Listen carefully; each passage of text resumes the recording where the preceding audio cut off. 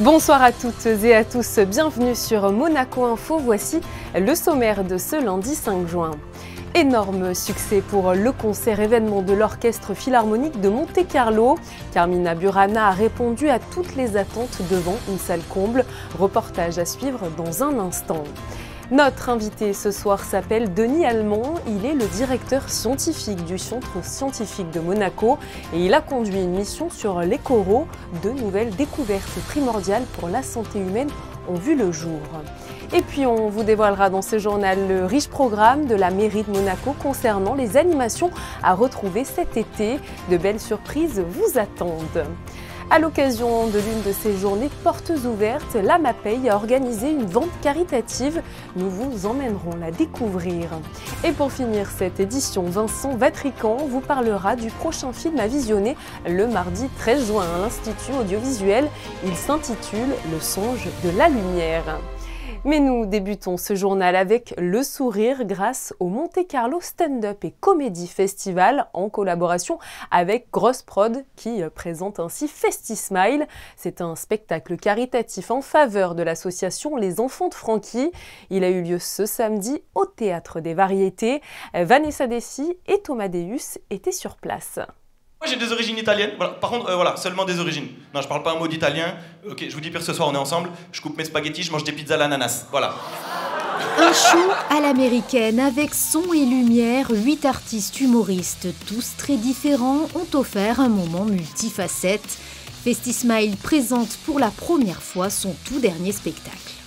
On a décidé de faire un spectacle d'humour avec des artistes qui arrivent de partout en France. Donc on a fait des auditions dans les grandes villes, là où il y a les endroits où il y a les comédie clubs les plus réputés.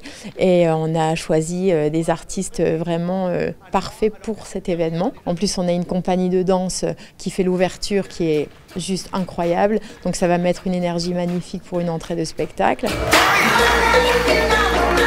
Le but, c'est de lancer une première, voir le beau résultat qu'on aura et on verra par la suite ce qui va se passer. Parfait. Là, vous êtes au top du top. Le spectacle a été conçu sur mesure pour l'association Les Enfants de Francky, un événement caritatif pour lequel Monte-Carlo Stand-Up and Comedy Festival s'est énormément investi. J'ai créé mon association Monte-Carlo Stand-Up and Comedy Festival pour créer des événements d'humour en principauté et ailleurs, dans le but de reverser les bénéfices de mes événements à des associations caritatives monégasques principalement. Et quand j'ai créé mon association, les Enfants de Francky m'ont envoyé un dépliant avec tout ce qu'ils faisaient pour me présenter leur association et j'ai adoré. Et donc je les ai recontactés en leur disant que ça me ferait vraiment plaisir de faire quelque chose pour eux. Tous les fonds récoltés ont été reversés aux Enfants de Francky, une association qui œuvre depuis 1997 en faveur des enfants malades, handicapés ou défavorisés de Monaco et de la région. Et je vous informe que l'intégralité de ce spectacle sera d'ailleurs diffusée très prochainement sur notre antenne. Nous passons d'un spectacle à un autre et cette fois-ci, il s'agit du concert événement de l'Orchestre Philharmonique de Monte-Carlo, Carmina Burana de Karl Orff. Alors je ne vous en dis pas plus, José Sacré vous le fait découvrir tout de suite.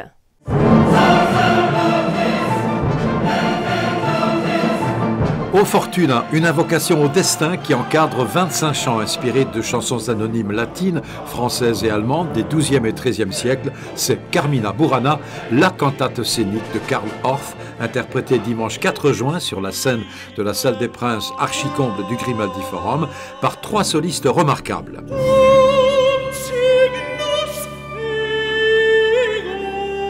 Le contre-ténor Matthias Retrod, le baryton Adrian Herod et Nicolas Hildebrand, soprano. Le chœur d'enfants de l'Académie Régnier III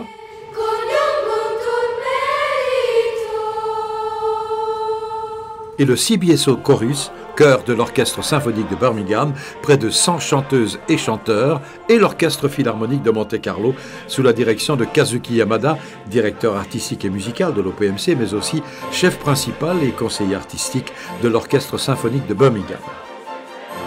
Question d'un simple mélomane, maestro.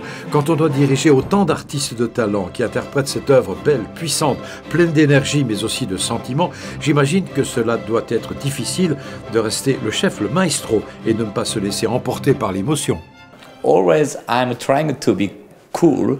Oui. Yes, Ah yes, bon, okay, ouais. okay, too cool. And, ouais. But I cannot do like that actually. So the finally, wow, there's the very big emotion. So it's a so special thing. Such many persons are making music together. It's a kind of like miracle. I realized it's kind of miracle to make the one harmony, one music. It's so great. Et à l'issue de ce concert, Françoise Gamerdinger, le directeur des affaires culturelles, a informé le maestro Kazuki Yamada que la princesse de Hanovre et le gouvernement princier avaient décidé de prolonger son contrat jusqu'en 2026.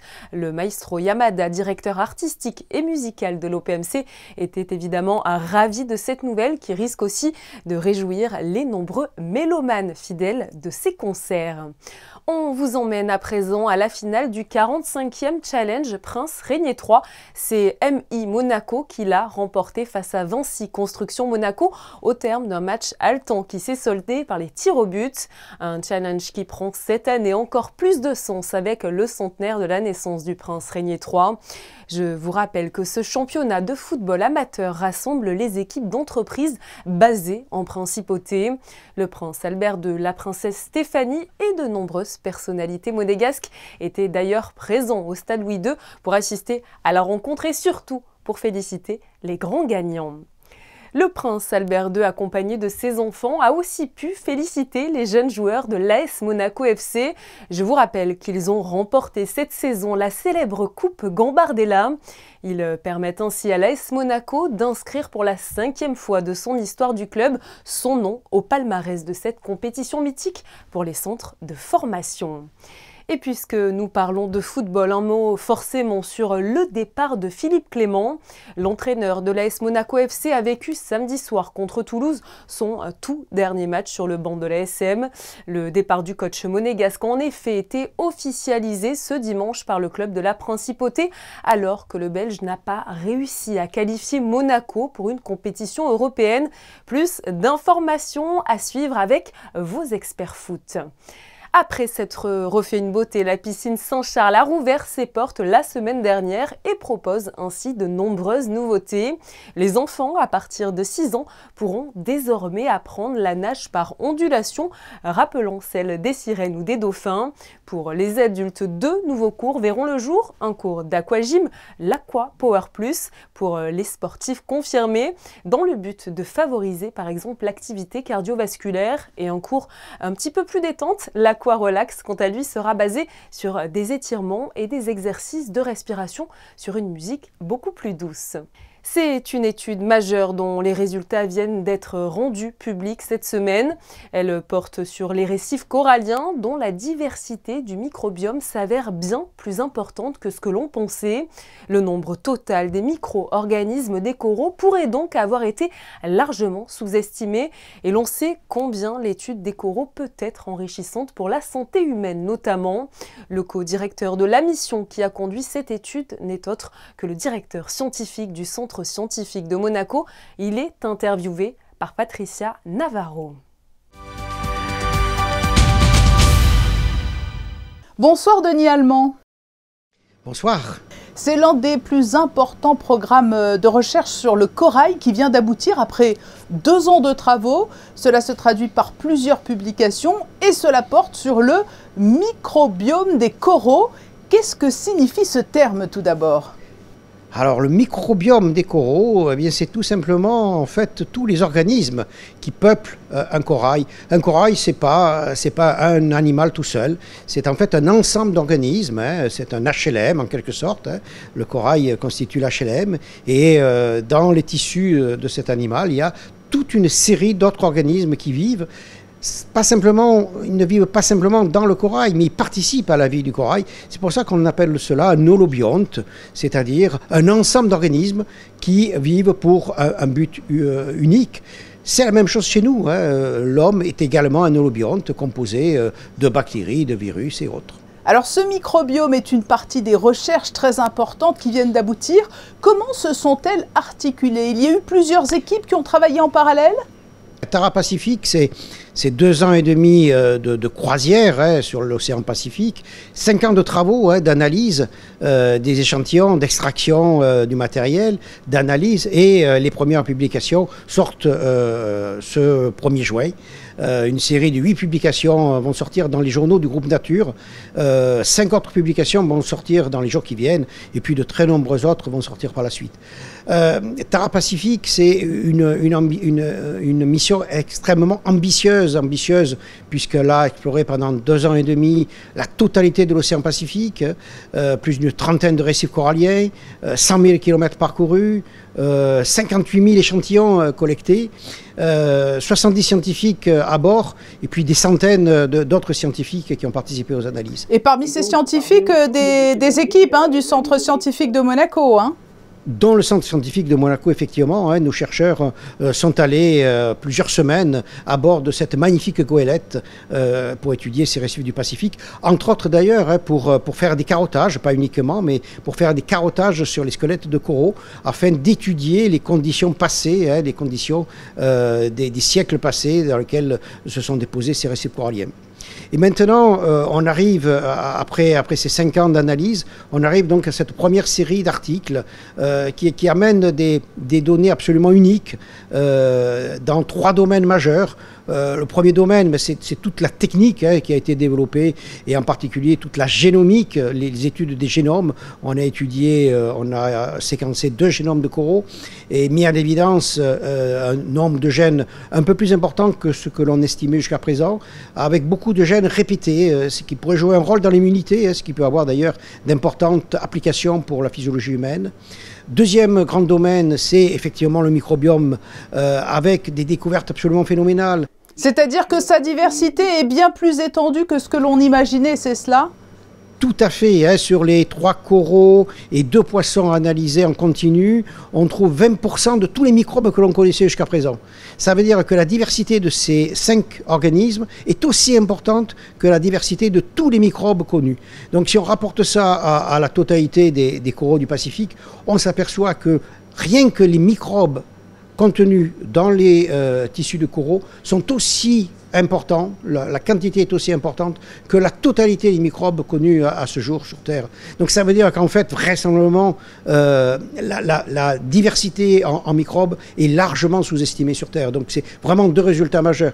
Une énorme diversité dans les tissus de coraux tropicaux, mais sûrement aussi une très grande méconnaissance des microbes dans l'ensemble du système terrestre. Donc vous nous l'avez dit, 3 axes de résultats. Le premier, c'est la technicité. Le deuxième, les microbiomes. Et le troisième ? Le troisième, c'est toutes les relations entre le corail et son environnement. Ça, c'était un thème majeur également de Tara Pacifique. C'est voir comment les coraux peuvent s'adapter aux évolutions du climat. On sait, le GIEC prévoit que les coraux, les récifs coralliens, pourraient être le premier écosystème à disparaître à cause de l'homme, de la surface de la Terre. Et donc il était important de connaître les capacités d'adaptation de ces organismes. Et on a en fait identifié déjà des modifications de ces animaux grâce à cette énorme quantité de données collectées. On voit que certains coraux qui ont subi des phénomènes de réchauffement ont déjà changé une partie de leur microbiote, en particulier leurs zooxanthelles. On s'aperçoit que certains coraux sont capables de s'adapter plus facilement que d'autres, donc ce qui suggère à la fois un point positif, c'est qu'effectivement il pourrait y avoir une adaptation future des récifs coralliens et donc éviter leur disparition totale, mais certains autres coraux semblent moins capables de s'adapter, donc on risque de voir dans le futur une modification importante de cet écosystème. Merci Denis Allemand d'avoir été notre invité pour nous présenter le résultat de ces recherches qui représentent une avancée importante et certaine. Merci beaucoup Patricia Navarro. Et il est important de préciser, au-delà de l'engagement du Centre scientifique de Monaco, que la Fondation Prince Albert II a également pris une part active dans le financement de l'expédition Tara. Comme chaque année, la mairie de Monaco propose de nombreuses activités pour les Monégasques et pour les touristes durant l'été. Une conférence de presse de présentation était organisée au parc Princesse Antoinette, comme vous l'explique Vanessa Dessy sur des images de Jean-Alexandre Dordet. C'est un événement très attendu en Principauté. Le coup d'envoi du programme estival est donné par la mairie. Concert au Square Gasto, spectacle enfantin à Monaco-Ville. Il y en a pour tous les goûts et pour tous les âges. Cet été, sur le port de Monaco, nous allons aussi essayer de proposer des animations qui aura certainement du basket adulte, basket enfant, cartes adultes, cartes enfants, des carrousels, des manifestations également avec des spectacles et des attractions. Le 7 juillet, donc, il y aura la fête de Monaco-Ville avec Ucharatu qui sera un peu particulier cette année parce qu'il n'y aura pas de char, mais il sera sur le thème du cirque, donc à l'occasion de la commémoration de la naissance du centenaire du prince régnier. Les feux d'artifice seront suivis le 22 juillet par un DJ et le 5 août, il y aura un spectacle de cabaret après les feux. Il est au cœur de l'attractivité monégasque. Le marché de la Condamine est un lieu de vie incontournable. Cet été, de nombreuses soirées à thème vous attendent. La fête de la musique le 21 juin. Alors là, c'est un peu sur un modèle d'apéro plutôt, puisqu'après il y a donc le grand concert sur le quai à partir de 18h30, donc jusqu'à 20h. Cette fois, on fait vraiment appel à un groupe local, un groupe de Monaco. On va avoir donc l'Independence Day, donc le 4 juillet, avec donc un groupe un peu plus rock'n'roll qui proposera notamment de la country. Et enfin, donc juste avant la rentrée scolaire, on va organiser un petit peu comme l'année dernière donc, notre grand pal sur la place du marché, donc en extérieur. Donc là, c'est vraiment quelque chose qu'on souhaite, vraiment un esprit convivial, un peu l'esprit guinguette avec les tables en bois en demi-cercle, donc un orchestre qui joue de la musique vraiment pour faire danser toutes les générations. Le programme estival pour les jeunes est vaste avec des animations qui reviennent face au succès rencontré les autres années, comme par exemple le Street Art Challenge Junior du 4 au 7 juin ou encore la Splash Party. Ensuite, nous avons le MC Summer Concert en partenariat avec le gouvernement princier et le Conseil national. C'est le concert de Kenji Girac. Le 7 juillet, vous avez aussi des artistes de talent de la Principauté qui ont été sélectionnés par les délégués de la jeunesse qui se produiront. Ça va être une soirée musicale très sympathique pour fêter l'été. Ce vendredi soir, le marché de la Condamine se mettait aux couleurs italiennes. Une soirée spéciale à thème qui a ouvert officiellement la saison. À présent, nous partons à la découverte d'une vente caritative organisée par l'AMAPEI pour le grand public. L'occasion de rappeler l'émission de l'association. Un reportage de Vanessa Dessy et d'Olivier Bonello. Bijoux, supports pour téléphone ou pour plantes, t-shirts confectionnés grâce à un atelier de sérigraphie ou encore objets de décoration. Différents articles à base de matériaux recyclés sont proposés à la vente à l'occasion de la journée portes ouvertes de l'AMAPEI. 28 bénéficiaires et 7 professionnels sont à pied d'œuvre afin de préparer ce traditionnel rendez-vous. La journée porte ouverte, elle a quand même une particularité, c'est qu'elle met en place effectivement tout ce que sont capables de faire les bénéficiaires en termes d'ateliers et surtout de mettre en place, je dirais, un espace de convivialité pour accueillir un petit peu toutes les personnes qui le souhaitent et qui viennent voir un petit peu tout ce que sont capables de faire nos bénéficiaires. On est vraiment dans une démarche éco-citoyenne, on est dans cette... On participe avec l'ensemble des bénéficiaires pour qu'ils puissent effectivement apprendre à protéger aussi la planète et ça passe aussi par l'environnement professionnel. L'AMAPEI a été créée en 1966 afin d'apporter une aide aux personnes en situation de handicap mental. Le gouvernement princier est tout naturellement un soutien de taille pour l'association. Je crois que c'est une mission qui nous tient particulièrement à cœur. L'AMAPEI remplit une fonction vraiment admirable en s'occupant de tous ces jeunes et moins jeunes qui ont des difficultés à s'insérer dans la vie. Et au travers des ateliers qu'ils réalisent et dont on voit les produits aujourd'hui à l'occasion de cette journée porte ouverte, je crois qu'on peut mesurer tout le travail qui est fait et je crois que autant l'association et les dirigeants de l'association peuvent être fiers de ce qu'ils font, autant le gouvernement est fier de pouvoir les accompagner au quotidien et à l'année dans ce genre de manifestations. Les fonds récoltés lors de cette journée permettront de financer des activités pour les bénéficiaires, ravis de participer à ce moment de convivialité. C'était un week-end décidément placé sous le signe des achats responsables. Ce dimanche 4 juin, vous avez été très nombreux à vous rendre sur le Rocher pour faire de bonnes affaires. Le vide-grenier a eu en effet beaucoup de succès grâce aux nombreux exposants qui s'étaient donné rendez-vous place de la Cathédrale. Le soleil était lui aussi bien présent, le parfait mélange pour un vide-grenier réussi. Parlons cinéma à présent avec la dernière projection de l'Institut audiovisuel de la saison. Au programme, un artiste qui peint un arbre avec le film Le songe de la lumière. Vincent Vatrican et Fabien Bonilla vont vous donner peut-être envie d'aller le découvrir. Projection prévue le mardi 13 juin au Théâtre des Variétés à 20 h. Vincent Vatrican, bonsoir. Bonsoir Fabien. Aujourd'hui on parle d'un film de 1993, un film espagnol, Le songe de la lumière. C'est un artiste qui peint un arbre, c'est ça l'histoire? C'est ça l'histoire. Merci, au revoir. Ah oui, mais... On va en parler un peu plus quand même. Oui, parce que c'est un film où on vibre, on ressent ce que c'est que la création artistique. C'est pas tous les films qui nous donnent ce sentiment-là quand même. Et c'est un véritable artiste, hein. C'est Antonio Lopez Garcia, ouais. Qui est un hyper impressionniste, non, hyper réaliste. Et donc il est filmé pendant tout le film, pendant 133 minutes.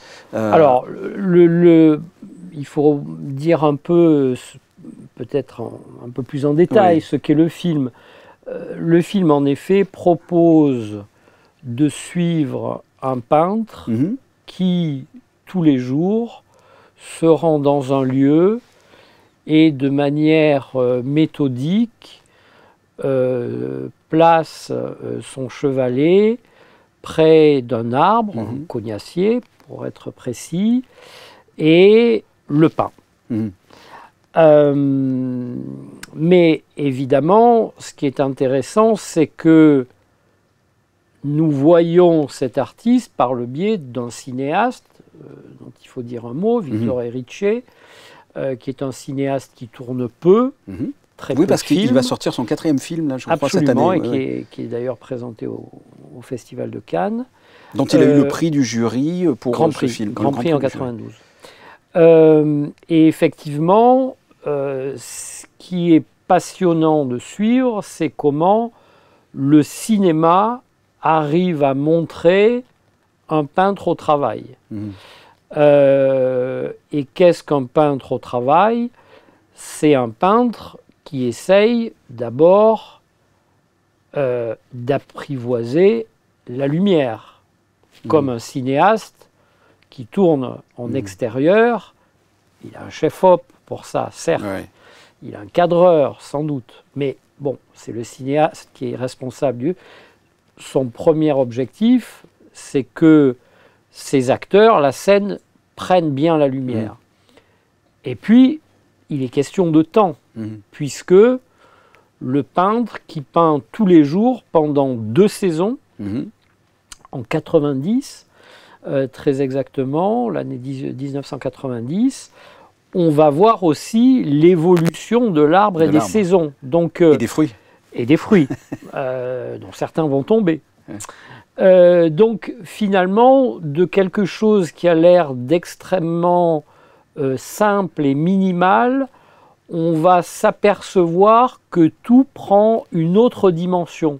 Ce film donc a été primé à Cannes, mais il a fait débat au sein du jury, puisque Gérard Depardieu, président, n'était pas un grand fan, et Pedro Almodovar a insisté avec d'autres membres du jury pour qu'il obtienne un prix.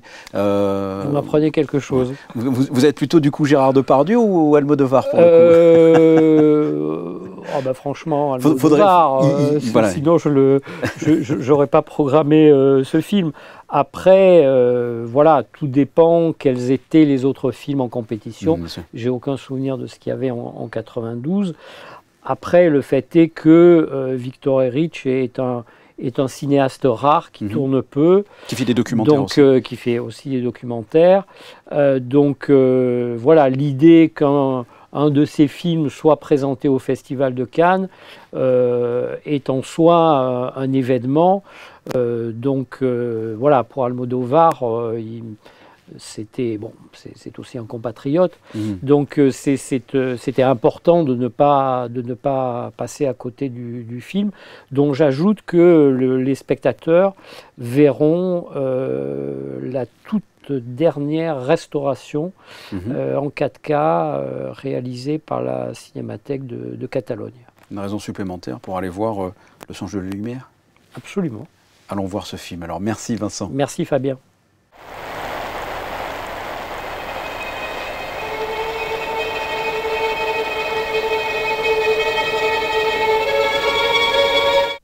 Après avoir entendu parler de ce film, Le Songe de la Lumière, est-ce que nous aurons une journée ensoleillée justement demain? Vos prévisions météo avec Vanessa Dessy. Bonsoir. Bonsoir Julia, bonsoir à tous. Le temps restera assez instable durant la journée. Les températures oscilleront de 16 à 21 degrés. Le soleil se lèvera à 5h47 et se couchera à 21h10 et nous fêterons les Norbert. Je vous propose de refermer ce journal avec les clichés de Stéphane Dana à l'occasion du concert Carmina Burana au Grimaldi Forum. Il vous propose de belles prises de vue de la scène comme si vous y étiez. C'est la fin de ce journal. Merci pour votre fidélité. Je vous donne rendez-vous demain pour une nouvelle édition riche en informations. Évidemment, belle soirée sur Monaco Info.